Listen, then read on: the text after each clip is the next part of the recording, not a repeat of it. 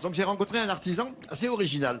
Et parce que, comme tu le disais Laurent, en ce moment il y a une mode du Moyen-Âge, un certain engouement, on le voit bien dans le cinéma, dans les jeux vidéo, le Moyen-Âge fantastique, dans la mode aussi, on peut dire que la mode gothique, elle a des influences médiévales.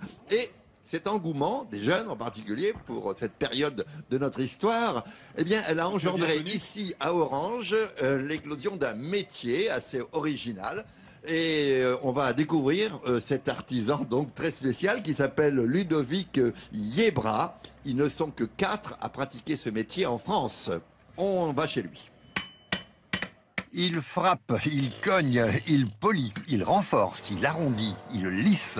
Ludovic exerce un métier rare. Il est batteur d'armures. En clair, cela signifie qu'il fabrique des armures et leurs accessoires. Cela fait quelques années que ce jeune homme de 31 ans se consacre entièrement à sa passion. Auparavant, il était informaticien, mais il a brusquement décidé de changer de vie, de troquer le clavier pour le marteau à la suite d'un cadeau que lui a fait sa mère. Ma mère m'a offert une épée.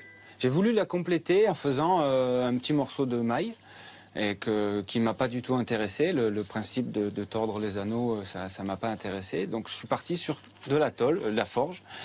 Et avec ce que j'avais à la maison, parce que j'avais pas d'outils à ce moment-là, j'avais aucun équipement, j'ai forgé, entre guillemets, un gantelet, un premier gantelet, donc qui ressemble à ça, qui n'est pas terrible, mais qui, pour une première pièce, m'a valu quand même pas mal de félicitations, ce qui m'a encouragé dans cette voie. Et donc après, j'ai transformé mon atelier, mon garage, et j'en ai fait mon atelier. L'année dernière, Ludovic a réalisé une 50aine de pièces en utilisant les matériaux de l'époque, c'est-à-dire le métal, le cuir tanné végétal et le crin de cheval. 80% de ses clients viennent d'Internet et ce sont des médiévistes très exigeants. Mais Ludovic est devenu maître dans la fabrication des pièces sur mesure. Le client m'envoie sa source, et il me dit voilà, je veux que tu me refasses ça, un casque qui ressemble à ça. Donc moi, une fois que j'ai la source, je dessine un petit peu pour me mettre un peu les courbes en tête. Lui, il me fournit donc son tour de tête, les dimensions de son crâne, la hauteur des yeux, parce qu'une fois que le casque est posé, il ne faut pas avoir les yeux ici ni les yeux là. Et essentiellement pour charger, histoire de faire décocher les flèches, donc le casque. Rien n'arrête Ludovic, dont le garage, transformé en atelier, est devenu, pour lui, la pièce principale de la maison. Comme chez le tailleur d'habits, le moment décisif est celui de l'essayage. Aujourd'hui, justement, son ami Gilles, un passionné lui aussi, vient essayer un casque. Ça va, la forme.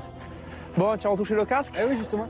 J'ai maximisé au niveau des yeux la sécurité, histoire d'empêcher les lames de glisser et de pénétrer au niveau des yeux. Très bien.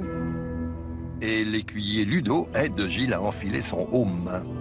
J'ai vraiment de la profondeur dans le champ pour la respiration, écoute.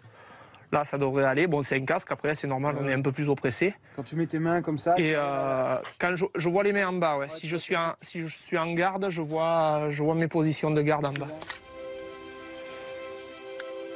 Professeur d'arts martiaux historiques, Gilles rédige en ce moment une thèse de doctorat sur les combats entre le XIe et le XIIIe siècle. Pour les pratiquants d'arts martiaux historiques européens, je pense autant techniciens, on travaille sur l'écrit, que praticiens, parce que pour comprendre les gestes qu'on a dans les manuscrits, il faut, à mon sens, vraiment les pratiquer, les essayer, essayer de vous s'approcher au plus près de leur réalité. Les arts martiaux historiques européens font de plus en plus d'adeptes. Ils sont aujourd'hui entre 500 et 1000 passionnés. Voilà qui donne de belles perspectives d'avenir à notre ami Ludovic. Voilà. Alors si vous voulez une armure ou un home, vous pouvez vous adresser à Ludovic Yebra, qui est venu avec nous d'ailleurs. Il est là. Voilà. Avec bravo le grand chauve, Ludovic. Home sweet home. Home sweet home. Et de toute façon, vous trouverez tous les renseignements sur france3.fr, bien entendu, son adresse, ses coordonnées, dans la bonne ville d'Orange. Voilà, merci beaucoup Pierre. Merci pour ces infos. C'est 300-400 € pour un home, juste le casque. Voilà, mais c'est vrai qu'on a tout mis sur france3.fr.